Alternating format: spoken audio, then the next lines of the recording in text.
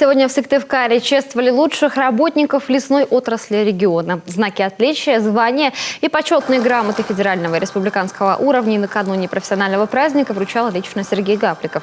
В числе награжденных сегодня лесники и лесничие, сотрудники авиалесоохраны, специалисты лесозаготовительных и лесоперерабатывающих предприятий. Глава Коми поблагодарил их за активную работу, благодаря которой многие лесные предприятия, ранее находившиеся на грани банкротства, теперь успешно работают и развиваются. За последние годы, а это ни много ни мало, за прошедшие 3 года, нам удалось сконцентрировать в рамках инвестиционных проектов больше таких, знаете, стратегических, имеющих обширные соответствующие планы. Из них я бы выделил 7, которые сегодня в целом в объеме нам дают в отрасли инвестиционный потенциал в объеме 26 миллиардов рублей. Это существенные средства, это огромная территория.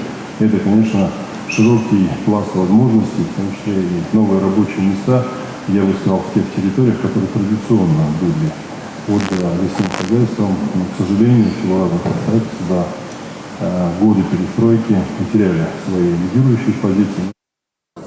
Глава Коми призвал работников, руководителей лесоперерабатывающих предприятий активно участвовать в развитии тех территорий, на которых они работают, и бережно относиться к лесным ресурсам.